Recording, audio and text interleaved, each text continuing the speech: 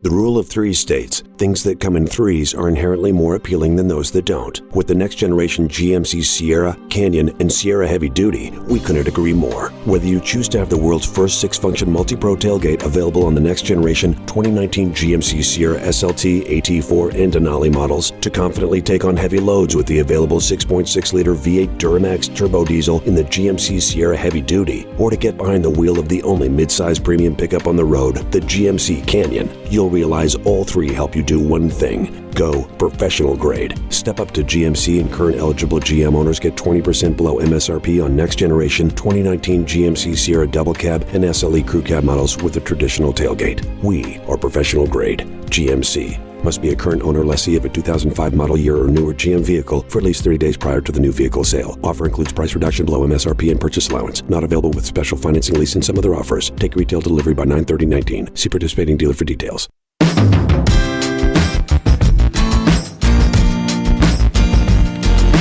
Hi, this is Tony Ruggiero, the Dew Sweeper.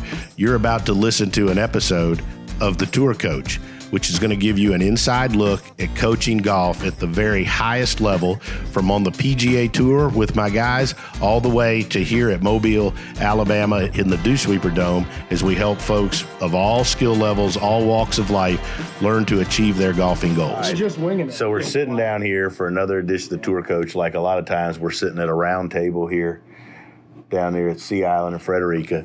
And anyways, and Greg, I've got Greg Carton with me. I got Zack Sucher, Brad Gale, Malia Stovall plays at Tennessee, William Wan plays Mississippi State, Drew Miller, defending Junior Jones Cup champion, here to defend. He's hanging out. We got Emilio, say Pacifico. Emilio and Jackson Court. And so I'm a little insulted that you said, we have a theme. What are we going to talk about? Because I always have a plan. I shouldn't have said do you. I meant what's the theme? And the theme came from Zach today on the golf course. And I thought, first of all, I thought you did awesome today. Thanks. And you brought up, we were talking on the golf course about Emilio and Brad and different people. And you brought up the point that how hard it is to see the difference or the line between a guy that's playing like PGA Tour China and a lot of the guys that you play with on the PGA Tour, and how there's not a whole lot of difference. I thought that was a great point. Yeah, you can barely tell the difference. What do you think's the difference?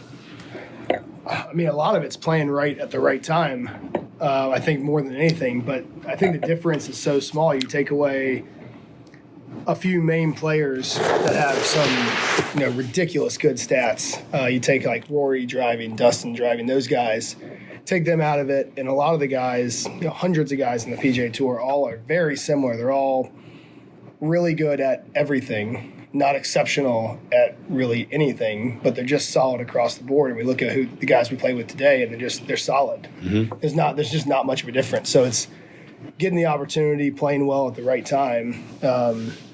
And I think the other thing is just the ability to go low when it is going good. How good can you play? What do you think's the difference, Greg? I think Drew and I were talking about this a little bit today. I think the guys that are able to accept the fact that regardless of how good they are, they're going to play poorly at times and aren't going to panic and try to fix anything when they do, and rely on what's made them good without altering anything based on a couple bad rounds, are the guys that continue to get better. I think that makes a huge difference. I think we see so many times with good players, when things don't go well, they panic and think they need to fix something or need to do something different, and then you don't hear from them again.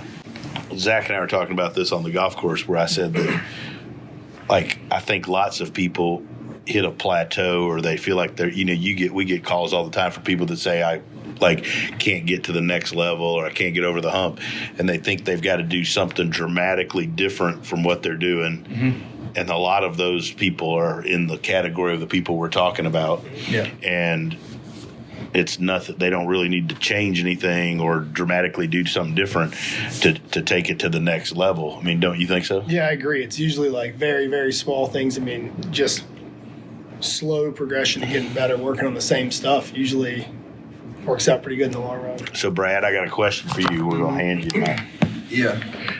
So you live in Jupiter. Yeah. You're friends with two guys that are two of the best players in the world. Yeah. What do you perceive as the difference between them, being Justin and Ricky, and your game? What is the difference between them? Gosh, I get that question so much. I mean, you really, it's.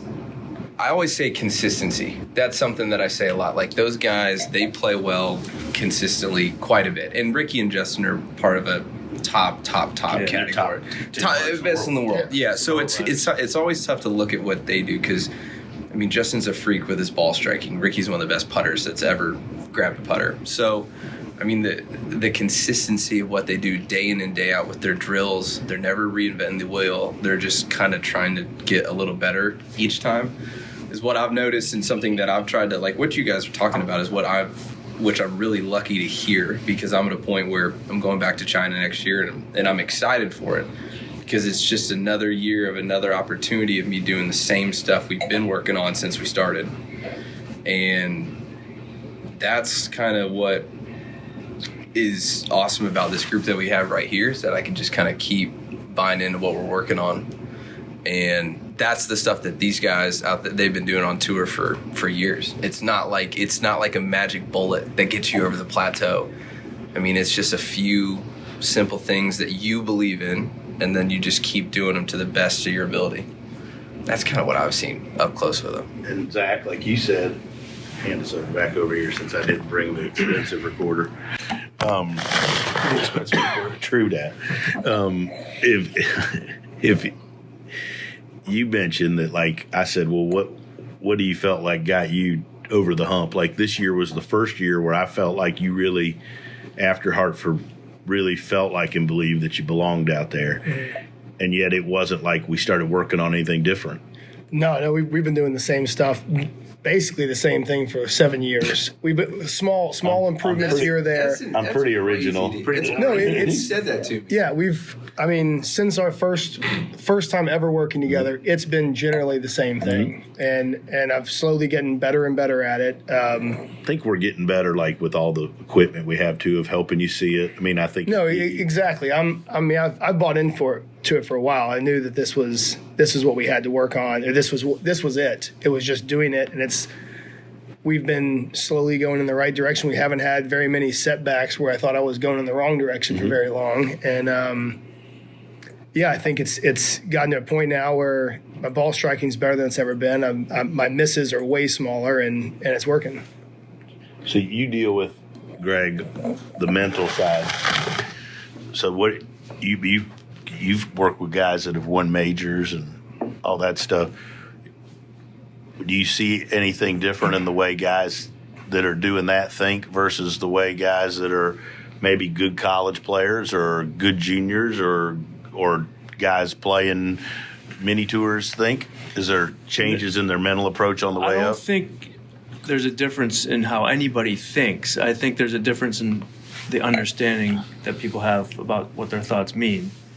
And that was deep. Yeah, it was pretty deep. But the point is, to clear this up for you guys, you should tweet that out.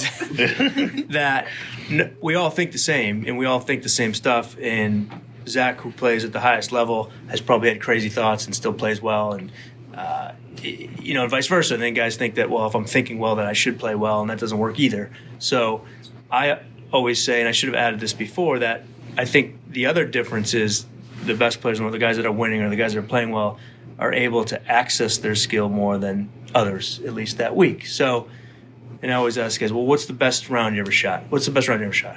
60 in Boise. Okay, so Zach has the skill or the ability to shoot 60, right? So that's great. I was teaching him that week. Tony taught him how to shoot 60 or to possess the skill to shoot 60. But to do that, you had to access that skill, right? So you possess that skill, and now you have to access that. And I think that's week in, week out, the guys that are winning or the guys that are playing their best are the ones that are able to access their skill. And to do that, you got to get out of your own way. Do you call that trust and patience? Is that kind of in the same? No, I call it freedom. That's it, right? Because you don't have to trust it, and you don't have to be patient. You can still play well.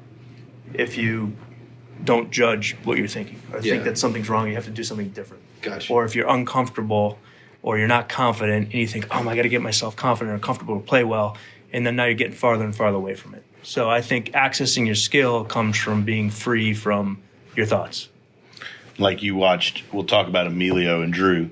So you watched them, we were working today, and I thought like one of the cool things was like, we'll start with Drew this morning. Was like, it was a pretty interesting lesson because we really didn't change anything. All we did was refresh what you were working on, Drew. But then we talked about how to hit specific shots. And I think that's like when you talk about access and skill, like that's one of the things that, like to me, those are the things that you learn as you go up the ladder. Like, and I'm not picking on you. I've told you like his golf swing, 100% is pure. It's great. His Amazing. Is awesome. And It's he amazing. hammers it. Ball flight's great. Everything's great. But we're getting better he's getting better at learning how to hit the in-between shots. Or like today was great because it was blowing 25 miles an hour into you off the right. What was it like how far was that one flat? The one we were hitting 8 irons to? Yeah. Like 119. So it was a 119-yard shot. It had to have been blowing 25. It was playing 145 probably. Playing 145. And how far do you normally hit your 8 irons? Like 170. 210. For another student we had, that was a 210 club. But whether it was in downwind or into the wind, it didn't matter. It doesn't matter. But anyways, that was different though, learning that shot today. Yeah, it was very different. But it's like Here, hand this over to him. We're going to ask him a couple questions. the controlling shot is very needed, and I haven't really had it. Like a month ago, I was playing at PGA National, and it was like It's not a good place to not have. no, coming the start of the bear I've been fired at that trap. golf course before for not having it. Start of the bear trap, it's like you have some wind pickup, and then you have water on one side, and they give you a place to miss. But if you miss there, it's pretty much the best you're gonna make is bogey, and 17. you really just have to hit a shot, and having the flighted shot so much easier to control, especially with instead of going at something super hard that's spinning. And He mentioned today, and it's something we're going to continue to work on, is developing a go-to shot that you can hit every time off the tee. Mm-hmm. And I think that and learning to hit wedges and control your trajectory and hit those in-between shots is the next step to making him a great player. Yeah, some shot that is not going to get you in trouble ever. Yeah. Where you're like, this may not be good, but it's never going to be bad. And so, I'm going to hit this, and I don't have to worry about losing it right or left. I can dink a driver 270, but it's going to go straight. Huge to have something that you can do that you have a lot of confidence in. So when you get on a hard hole or it's not going well, that you can still score. You can play with it. that was I came to work with Tony a week before the U.S. Junior this year, and we knew the fairways were going to be super tight and super long rough, so we just worked on pretty much that, teeing it down barely, maybe 2 inches above the ground. And I read Like that that. Golf Digest. You got a nice tip from Golf Digest. You mentioned that today when Emilio was asking about the difference, in the Corn Ferry stuff that you see in the PGA Tour players, the bad days that you see on your average PGA Tour guy is gonna keep it in front of him. Right. He's gonna he's gonna give himself a chance whether he feels terrible but the Corn Ferry guy might have it go a little more wayward. Exactly right. And it's golf course and the level of golf courses are a little more narrow on the PGA Tour, penalizing with rough as opposed to Corn Ferry. But the guys in the middle of the pack that you're talking about, the difference in them, have a go-to shot. Yeah, They're going to be able to figure out how to keep it around. It's really small for the most part. I think on the PGA Tour doing a much better job. Talent-wise, I don't think it's much different. It's not about Corn Ferry and PGA, again, you got to take away the top 10, 20 guys in the world. Get them out of there. The rest, the Corn Ferry and the PGA are so similar. Yeah. I think it's the same way on Canada and Latin America Exact now. same. There's so many, in Exactly. China, there's more than ever. When I click on my app and I'm looking through them, there's there's 40 guys in each one that I remember from college being great players or I've seen. It's Whereas the it didn't exact used to same. be that way. Just It used to professional be golf you'd in read through general. like Canada or Latin America, and there'd be like one guy that you're like, how the hell's that guy playing? Like, you know what I mean? Or something like that. But now it's so deep all the way across. It is. I still think the best golfer ever played golf with was on the Hooters tour. He never made it off of it. This guy, Brandon Brown, was unbelievable. Oh, he won everything. I played with him like 5 times in a year. He's the best golfer I've ever played with. And he could not make it through Q school, so he never made it. And guy was unbelievable. Playing And, like, well at the right time, like you said, it's huge. You gave him 20 starts on tour, he'd be there with 5 wins by now. Like, the guy was unreal. But again, it's the guys aren't. I mean, you got to play well at the right time. But the difference in all professional level is so small. But I think the PGA Tour is better at. They understand their game better. They keep it all in front of them. They're not going to have, for the most part, I mean, it's going to happen, but they don't play as many bad rounds. And they can show up with C stuff and hover around cut lines. And I think that's the biggest difference. Yeah. What about guys, instead of focus on their weaknesses to get better, maximize their strengths? You know, say you're a good driver of the ball, but your bunker play is horrible. So you spend hours in the bunker trying to get it back to sort of like a normal level. Instead of, I'm going to drive the crap out of the ball and hope that it's nothing, hope I don't hit it in the bunker. Not hope, but so I'm going to be the best driver I can because that's my strength and keep playing to that strength. Do you think that's enough? Or do you think it makes sense to sort of even out everything out? I think for the most part, people are better at working on the stuff they're good at. Yeah, I think people, for the most part, like, if you love driving the ball, you're going to hit more drivers than you are. Let's say you're a bad wedge player. I think you practice more of what you like and what you're good more at. and more. That's something that it's more fun. talked about. It's also sort of a new novel idea. People always said, well, you gotta get better at what you're not good at, or be uncomfortable when you're practicing. But why not maximize what you're good at because you like it and it's free and that's what I always tell William. I mean, William's got he's a great example. Unbelievable short game, right? So solid. Short game is as good as anybody you play with out there. Absolutely. Like, just maximize that. But that ought to, in my opinion, and I know I'm stepping into your realm, but free him up because he doesn't have to be perfect in how he hits it, and doesn't have to make a perfect golf swing because he's got the ability. Well, he made par today. He made par today from the ball washer. Yeah, no, I know. I want to know. Can we ask him? Because I want to know, like, when you're playing guys for like 21, like, you just feel like you're just going to run the table with it. Malia, say something as it goes by. Just introduce yourself. Hi, I'm Malia. What was the question, Brett? Like you were talking about maximize your strength. Your short game is strength. It's awesome to watch. But like when you're playing, like, let's say 21, you're just chipping around with your teammates. You just feel like you're just going to run the table with it. Yeah. I mean, you enjoy working on it. Yeah, I like enjoy, it's easy for me to go to the chipping green and putting green and just spend hours there because, like, that's what it's just fun because I'm good at it. Yeah. And I keep banging away at that. We've talked about this before. So everyone wants to hit it farther. You want to hit it farther. So when you get on courses that are long, like today, right, you press a little bit more. Yet you're getting up and down from everywhere, right? If you give yourself more freedom, they don't think you have to do something different off the tee, or you don't have to fix necessarily a weakness. Yeah. You just go along with what you got, and you play to your strengths. To me, there's more freedom in that. Yeah. Right? It's less stress. You're talking about 11, and then when you get the look, it was automatic. Like, it was automatic. Like, he threw. Yes. We were kind of like dogging him before he hit the putt, and before it got even 2 feet to the hole, he was looking at me like, it's like Tiger at the it's president. it. No, it was 100%. It was, yeah. Pacific goes right there. He's like, what shadow? Or what about the par? I don't keep not picking on you, but using you as an example on that par 5, right? On 6 or 5, whatever the hell it was. 7. Yeah. You didn't sniff the 6, 5, You didn't sniff the fairway, right? You hit a 40-yard bunker shot up the hill to a back pin to 6 inches and tap it in for a par. Smack it out. Yeah, It's good. that's your strength, right? You know that you can always rely on that. I mean, there's a bunch of people that would love to be able to chip it and putt it like that. Yeah, For sure.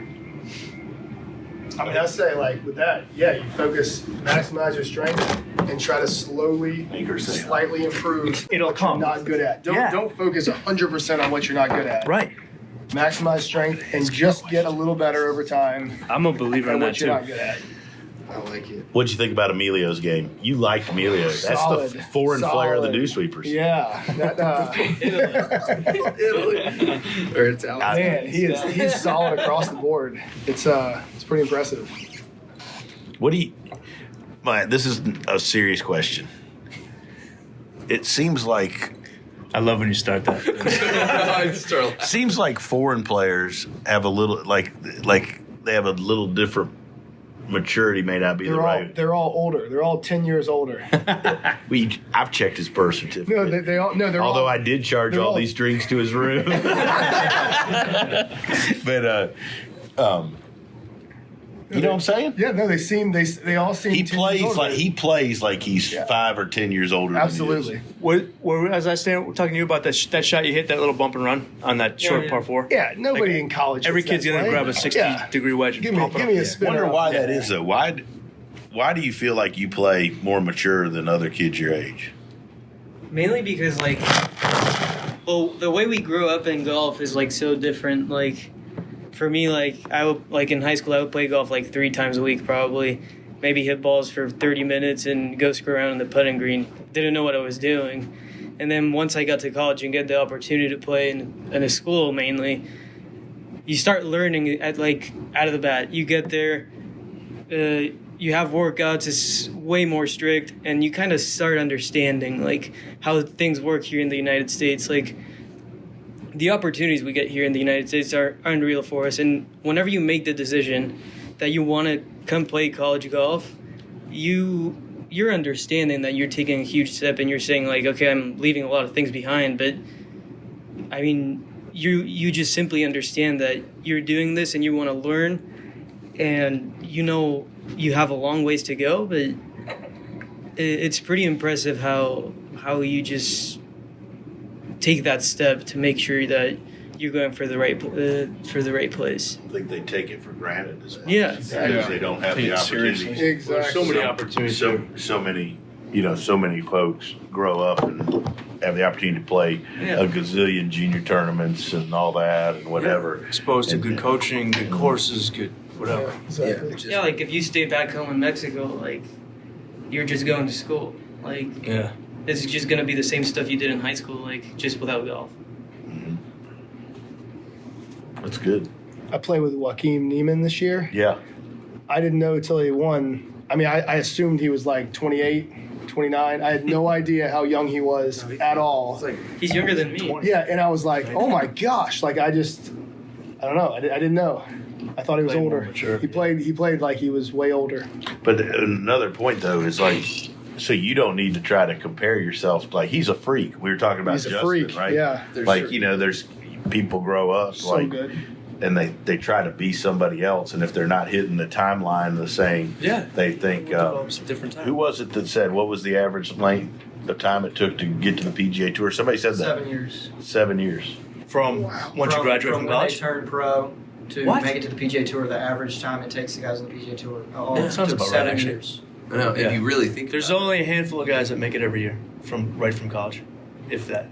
But Yeah, I we don't just- even know if it's a And handful. dual. The media exposure is just more on them. They love. People Yeah, love they that. love the young guys. But it's not the. Nobody It's ever not hears the- about the guys that don't make it. Yeah. You just hear about all the guys Yeah. that I do. I've been fired by a few of them. It's true. It's true. It's true. Sometimes they hire me back, sometimes they don't. But Jackson, so you've sat in the dome and you've sat here and you've watched a bunch of them come through. What do you think is the difference? The difference. Just the difference between the ones that as they go up the levels, and the difference between the best players you've seen and Well, I think the consistency is a big part, what Brad talked about. And I think playing to your strengths is another part. Like Williams got a good short game, right? So freeing him up off the tee, or maybe playing to Emilio's strengths of ball striking. I think those guys understanding that and doing that over 4 days is a big deal, right? And then I think, we talked about, I don't know when we talked about it, but making it to the PGA Tour, there's more than just golf. It's learning how to travel, learning how to manage your time, right? It's a bunch of stuff away from the golf course. And like, I think if people in college can balance like grades and social life and golf and workouts and all the other stuff and family life too. That's why I think it's a horrible idea for a person to go from high school to trying to play professional golf. And there's people that are doing that. I think that's the dumbest thing I've ever seen. I mean, I do. Like, I mean, George. I mean, I just do. I think that's an injustice to the kid, personally. Yeah. And I think you've done a good job with all your guys about teaching them like big picture. Mm-hmm. Right? Like I remember when I was, and I don't mean that like, I don't want to clarify that. Somebody say like I think those kids are obviously good enough to eventually get there. But I don't think that takes into account all of the maturity of all the things that you talked about that a person that's 16 or 17-year-old is not. I mean, I remember when I was 16 or 17, I mean, I was thinking of two things. I'm still thinking of one of them. But I mean, like, there's, you know what I'm saying? Like, it's like, you know how different it is out there. Oh, like, for sure, could you have tried to play the PGA Tour at 16 or 17? No chance. No way. Right. I wasn't nearly good enough either. They would have. You know, I think it just takes a lot of maturity. I think it takes a lot of maturity. Yeah. That's what's impressive about Joaquin Neiman. It's ridiculous. I'm not That's kidding. probably the most impressive thing about the young guys that do well is how well they adjust to the golf's the easy part. Mm-hmm. It's all the other stuff, right? The distraction. You know that better than anybody. But the one, you know, and the young ones that are coming and trying to do it have unbelievable coaching, unbelievable talent, and they're going to have the best chance. But I think it's a huge risk. But like, and we were talking earlier, and this is getting away from that. But like, the one thing I saw the difference, like, you talked about it today, and then I mentioned, like, I saw it this past weekend. Like, so I played with Lucas in the Jingle Bell, right? And but was watching him play with other pros, and was watching how few times he hit full shots. Like, and everything was flighted one way. Like, there was one time that, like, everybody else was hitting a wedge, and he hit a little 8 in there. Like, you know, it's like they're going hit it full as far as anybody. right? Yeah. Mm-hmm. And it's interesting. And I think that's like the stuff that I see as I like go out there and you walk practice rounds, and you see just the ability to hit more shots and understand that there's a lot of different ways. And then the other thing I think that is interesting watching him versus others, you do very much the same way in the opposite direction. And that is, he really only curves it when he knows what he can do. And you talked about doing your strengths. His strength's hitting a draw or a hook, and he just does it, right? Yours is hitting a cut, and you don't get caught up in saying, I've got to try to do it the other way, or I've got to try to do that. You just know what you're good at doing and do it. Exactly, yeah. When I'm playing good, that's the easiest way. Mm-hmm. Yeah. Yeah, I mean, you don't play good hitting a draw. No. No. I can scrape it if it's not a big one, but no, it's not going to be a good round. And there have been guys on tour who've lost years of their career trying to hit it a certain way because they think it's better instead of going with what feels right. Yeah. The hook story with Lucas is fascinating. He loves to hit a hook. He can hook one. You give him back left. I should have said all the pins in the Jingle Bell back left. We're running away. Going away. So anyways, well, guys, girls, Malia, you want to say something? She's good. One of my all-time faves, Malia Snowball. All right, so we're, anyways, appreciate everybody sitting in. I think this was a pretty good one tonight. That's great. Kept it relatively Thanks for having us all. good. Yeah, thank Awesome. you. Awesome. We'll see everybody tomorrow at Fred. All right. Thank you so much for listening to this episode of The Tour Coach with Tony Ruggiero. If you enjoyed this, make sure to hit subscribe, Apple Podcasts, Spotify, wherever you are listening to this podcast. You can stay up to date because we have weekly episodes coming your way with fascinating people in the world of golf instruction at the highest level. Make sure to subscribe and stay tuned. If you want to learn more about Tony, head over to dosweepersgolf.com to get all the details on what he's up to. Maybe you want to see him, grab a lesson, or go to one of his camps, pick up his book, Lessons from the Legends. You can do that there. If you want to see Tony in action with some videos and other content, head over to golfsciencelab.com/Tony to get more info there. This episode was powered by the Golf Science Lab and was edited, mixed, and produced by Just Hit Publish Productions. There's one thing, if you know about me, if you've listened to the Dew Sweepers, you've come to see me, listen to me talk, is you know I'm big on loyalty. We give 100% here at the Dew Sweepers. We put a lot of emotional investment into everything we do with every one of our players.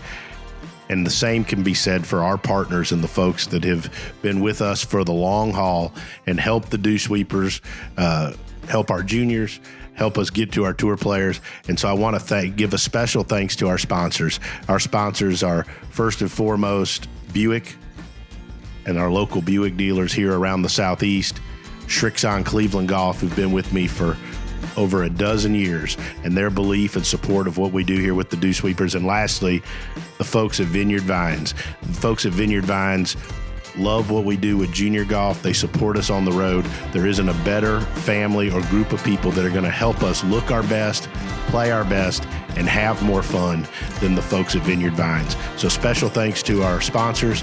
Please support those as you get the opportunity. And for more information about any of those, check us out at dewsweepersgolf.com, or you can always check me out on Instagram at @thedewsweeper.